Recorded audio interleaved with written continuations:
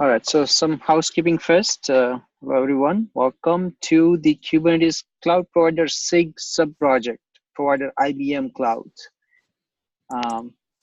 Today on July 31st, 2019, I am Sadir Zala, and I'm one of the co-chair and your meeting host today. Please keep in mind that this is a public meeting and it's being recorded, and we will have this recording made available on the YouTube.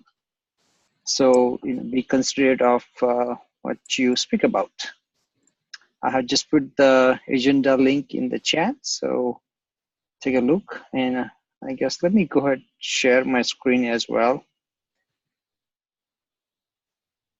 Just 1 second. This is, like I said, nothing much in the agenda. Agenda is pretty light today. So we have no new member today, so the introduction part we can skip. Even though agenda is light, I just wanted to keep this meeting in case of there's any questions, there is any discussions that we want to do even within SIG leads and the regular folks. One of the question Dennis asked, what's new with the SIG? Before I started the meeting. So I think that those are the kind of discussions I wanted to make for anyone who is joining after some time who is new. So the thing happened, Dennis, in last couple of weeks, and that was actually a milestone that the community was working for over a year now. And we provided in the updates in the last meeting, actually. So it happened, actually last week, but last week, it's something we knew that was in progress. So SIG IBM Cloud, as you can see at the top, it's no more called SIG. It is now called Provider IBM Cloud SubProject. Okay, so there is a cloud provider SIG in Kubernetes, and there were about 6 SIGs related to the cloud providers, right? Like we have IBM Cloud SIG, there's a AWS SIG, there was an Azure SIG, there was a GCP SIG, and vSphere SIG. So one of the goal for the cloud provider SIG was to consolidate all the SIGs into one place and have them as a sub-project. So like I said, that has been in progress. The work was in progress for over 6 months, almost a year time frame now. Finally, we got to the point where last week it was officially announced that all the providers are moved under the SIG Cloud Provider as a sub-project. So that's the biggest, I think, update for you. That it's not called the SIG anymore. It's a sub-project. A lot of things are still same. There will be some changes down the road, but a lot of the things remain same. We're going to have our meetings, continued as we've been having the meetings. So we're going to have this Zoom account for ourselves in all the sub-projects, right? There will be a maintainer session at the KubeCon for the sub-projects as it was with the SIG before. And, pretty much rest of the things remain same, except that, there is no SIG co-chairs anymore, right? As in sub-project, we still needs the lead who can lead the sub-project. And we're going to report back the activities to the SIG cloud provider who has 3 co-chairs. So those are some of the news. Any questions you have, Dennis, there? So thanks for that update. So does it still mean that this provider IBM cloud thing, it's still all IBM, right? It's just broken up into sub-projects? Well, it's not about, all IBM in that in regards to what was the initial purpose of the SIG, right? So the SIG was created to have discussions around how IBM Cloud, public and private, right? IKS, ICP, they leverage Kubernetes.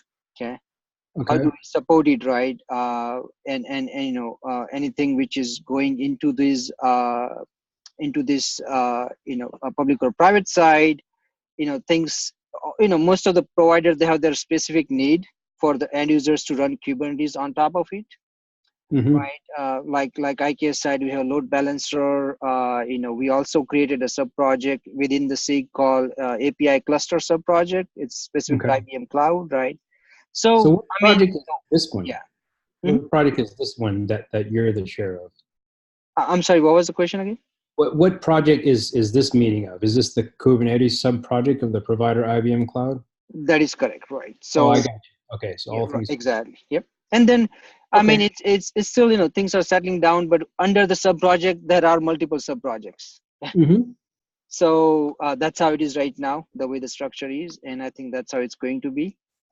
Uh, And Armada falls under this particular project? uh, or while it's again not the as in product, right, Armada, like I said, this project itself is is there to have discussions around how Armada supports Kubernetes, right? Okay, so it is. Okay, Yeah. cool. So it's not, it's again, there's no commercial discussions here around Armada or any other product. Mm-hmm. It is about Kubernetes and other CNCF projects, right? Sounds good. Yep. So this is our actually first meeting as the provider IBM Cloud SubProject. I say it wasn't announced it was just announced last week, not before that week. So nothing much in agenda, honestly. Richard, I know we have light crowd, but if you want to provide some updates on IKS, recent updates on around Kubernetes, I guess that's a good idea, even for everyone's knowledge here.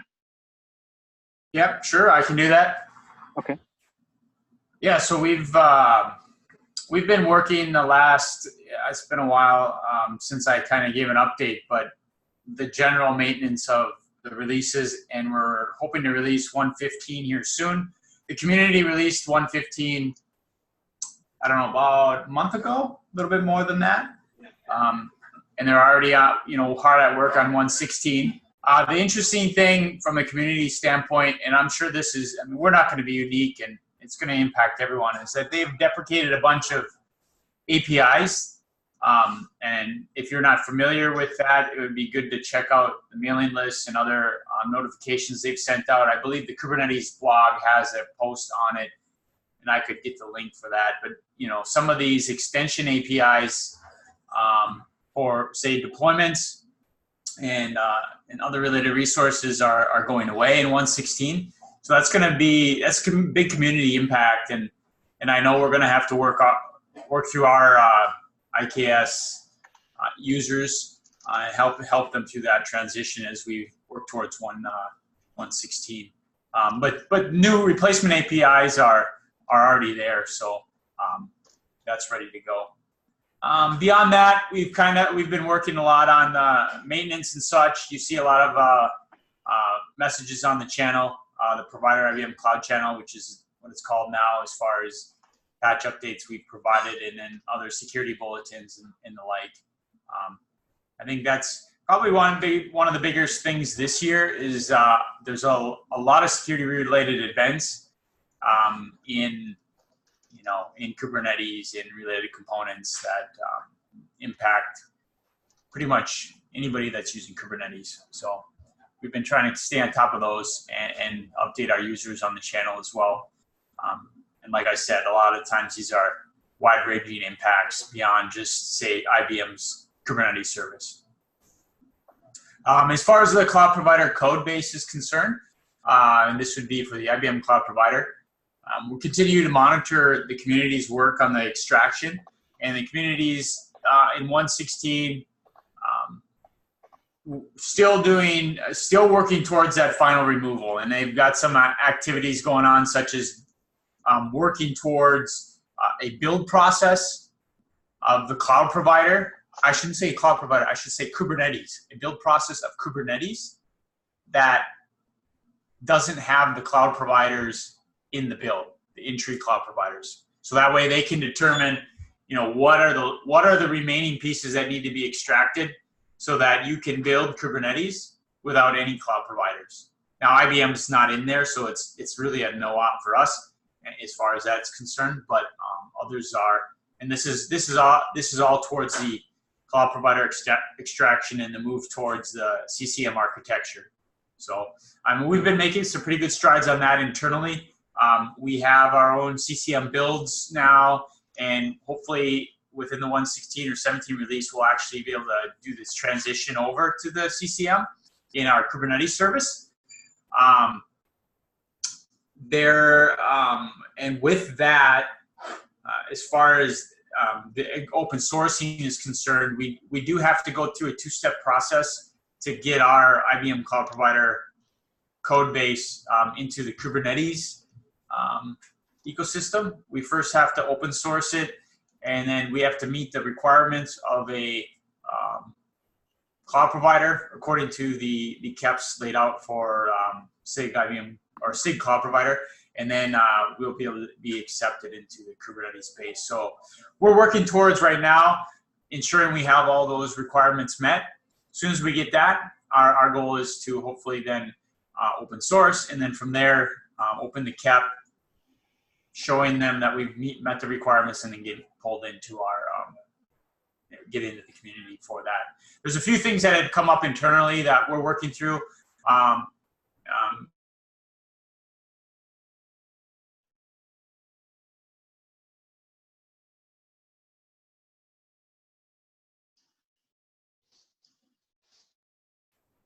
And I think that gives a general overview of what we've been doing.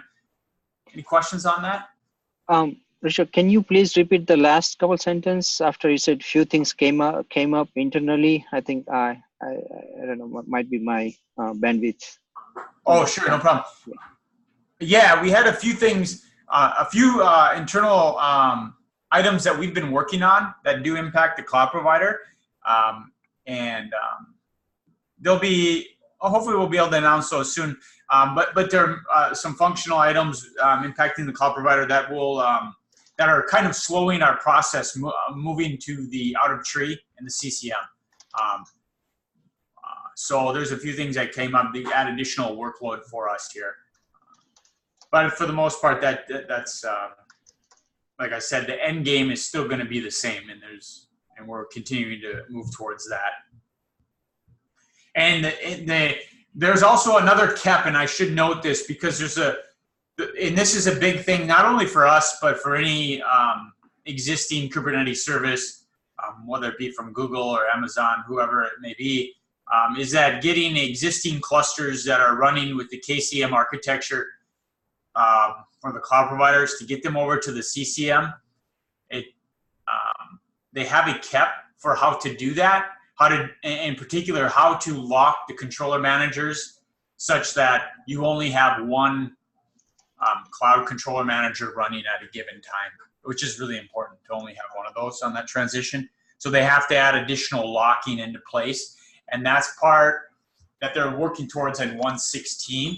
So it will, obviously, there's ways around it if you don't and this rollout is designed that they're working towards is a seamless rollout so that you can have HA and you can maintain the controller managers, keep them up and running throughout the whole migration process.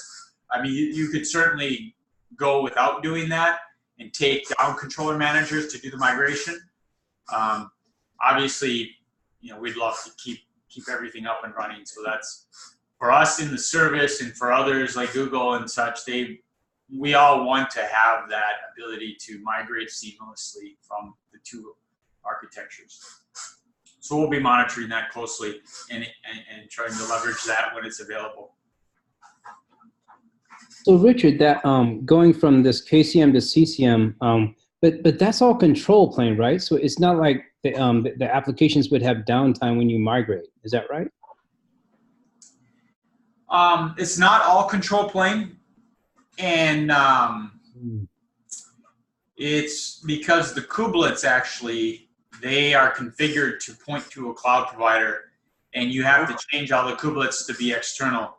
Now, you still can do it. And we've been working on the tooling we need to do to make the transition happen so that we have these kubelets that can understand both the KCM and the CCM. And then eventually get to a point where we can migrate the masters and it doesn't matter what the kubelets are talking so that they can handle it.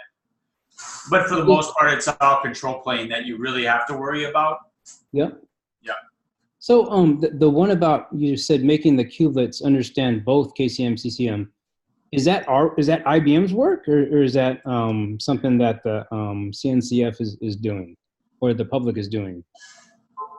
It would be IBM's work. It'd be cloud provider, right? Oh, so cloud provider specific.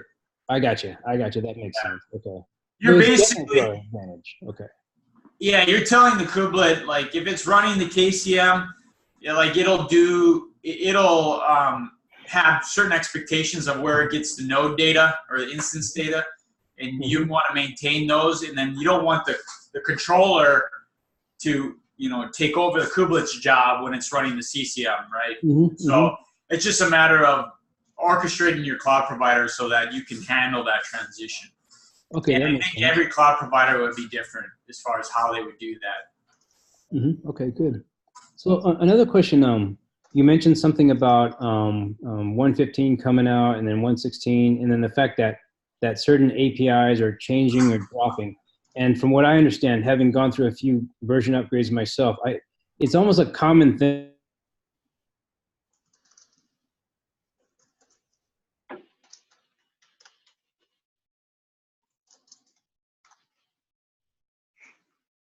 I mean, in a staging area, right? Just to see how it goes, and then we like, oh shoot, this is incompatible, yada yada. Then we go back, we look at the doc, oh, it is incompatible. Then we fix it. So what is the recommended way? And I imagine you guys have to stay on top of this stuff, like for the customers to help them along. How do you stay ahead of or get to know what's going to be deprecated, what's changed? Are you just looking at the blogs like every so often for every release, or are you just looking at release notes, or how are you guys staying ahead of that? Yeah, we're looking at the blogs and the change logs. So the whole change logs, we'll review those. Okay. And we also learn sometimes. We hopefully don't learn that way, but through our testing, we'll identify changes there. Generally, those things shouldn't escape, and they normally don't anymore. Early on, Kubernetes days, maybe 1.5, 1.6.7 release. I mean, there was escapes in the way that things were changed, but it really wasn't documented that it was a migration action, right? So what we've tried to do, at least for IKS, is we read and we review and go through all of the change logs, and we try to condense all of that down into like, hey, IKS users, like a lot of these migration actions you shouldn't care about because you're not the one deploying them at the controller, the control plane or the data plane, right? So we care about those. Here's the ones your apps probably care about. And those are the ones we'll actually write up doc that basically looks at what Kubernetes provided and scrubs it and then makes it available for IKS users. That's nice. Yeah, that's very good. That's helpful for customers. So is there and maybe you can post some links to those type of things here. Maybe I should just start looking at those, because what I'm trying to do is trying to keep things in sync with some of our internal projects, keep them synced up with the IKS versions, because you guys are doing a ton of good work over there and taking care of customers and stuff. We may not be a direct customer of yours, but if we can leverage that, I'd like to take advantage of some of that, condensing the release notes and stuff for that. It sounds very helpful for customers. Right, and let me ping it here. Let me see where to put the link. I'll just add another link here. Because I'm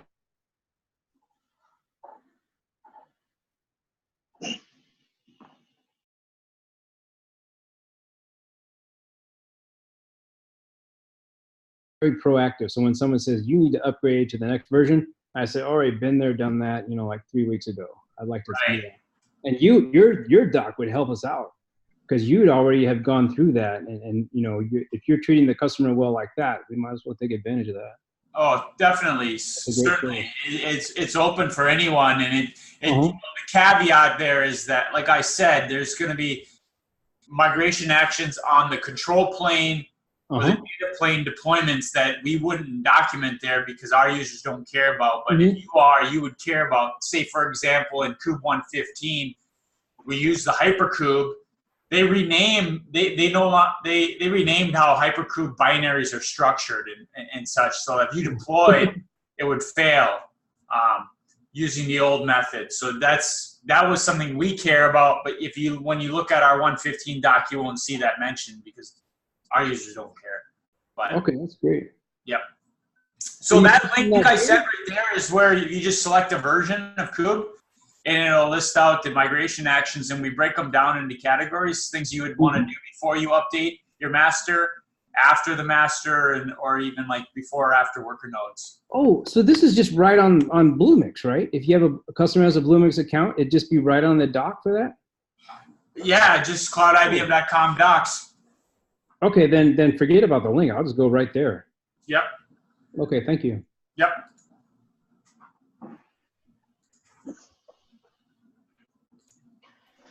All right, that was good. Thanks, Richard. You're welcome. Yeah, thank you. Good discussion. Yeah, pretty very good. Other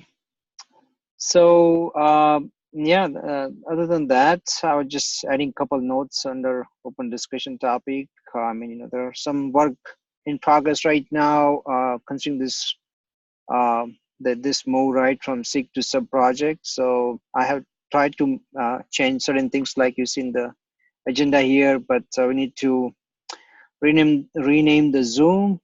We need to rename mailing list, and there are a bunch of other things. So I'm working on it. I'm hoping sometime this week, that will be done, most likely. And other than that, I think the lead's going to submit a maintenance session for the KubeCon in San Diego coming up in November. I'm also going to work with the Cluster API project leads. They're back in China, so I'll see if we can find a better time where they can also participate, because they're doing lots of work, lots of code out there in their repo. So it'd be good if we can find it. With China, the finding time is hard. But we'll see if there is anything which we can have them on board for this meeting as well. So that's something to do for me. You think we could alternate times? Like I know some other SIGs I've been on, they do like a morning session or an afternoon session and at different times to kind of try to get people from China as well as Europe and North America together. Yep. No, that's the other thing I was thinking, Khalid. You're right. Is maybe if the one time doesn't work, maybe we can alternate within a month, like one at this time for us, and then other one second biweekly for a time which fits better for them, and any of us who can attend, right? Yeah. Usually, like earlier in the morning, North American time works for them, like 9 o'clock, 9 to 10. Around 9 o'clock, okay. And I think that around works 9 for people in Europe as well, relatively speaking. That's true. Yeah, they're like 5, 6 hours ahead, right? So that should work for them. Oh, that will work really good for them, folks in Europe. Right.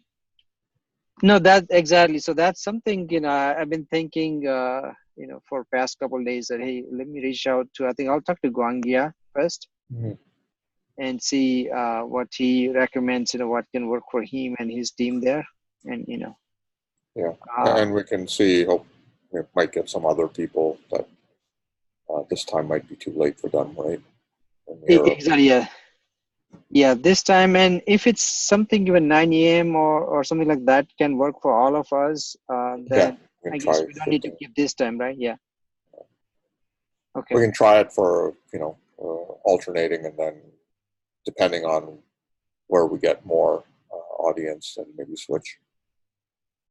Yep.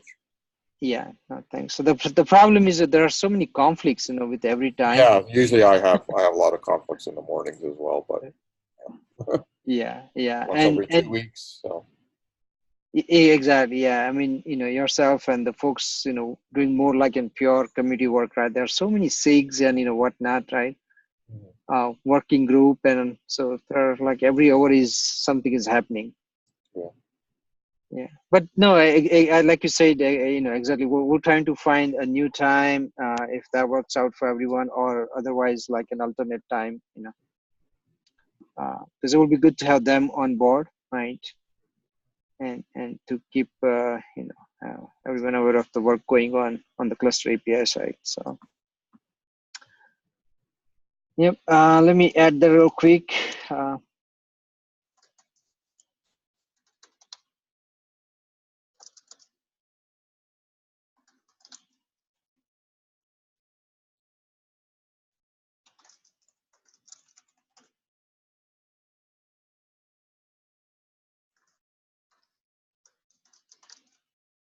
I'll take that myself. I'll work with him. Well, this is good so far. So, anything else? Well, then this is good. So I'm glad, Dennis, you are back on board. So this is good. Glad to be back. Yeah. A lot of cool stuff going on. Yeah, of course. Yep. And then Khalid and Richard, I will get back to you with a little write-up for the session, right? And something that we can submit, hopefully this week. That sounds good. Yeah, yep. It's in San Diego, so good. We all can, go. No big. San I've got, Diego. That sounds great, man. Yeah. Only you could talk to my my manager chain and say, we need to get the budget for Dennis to go there, man. We need representation. I'm sure you can manage it if you want to go. Don't tell him about that I had to bring sunscreen or anything like that. Yeah. Sorry, Khalid, you were saying something? no, just making a comment that the flight is relatively shorter. Oh yeah, that's the biggest thing, right? With Asia and Europe, the long flights. Yeah, but the last one in Barcelona, Richard, we missed you there, but it was good, right? We had a good crowd, and Yeah, it was good. Yeah, it was long session, but it turned out to be a good one. Yeah. Well, all right, everyone. Thank you so much for joining. This was a good short meeting. And, Thank you. All right, thanks, guys. See ya. All right, Richard, Dennis, Khalid. Bye, everyone. Talk to you later. Thank you. Bye. Bye.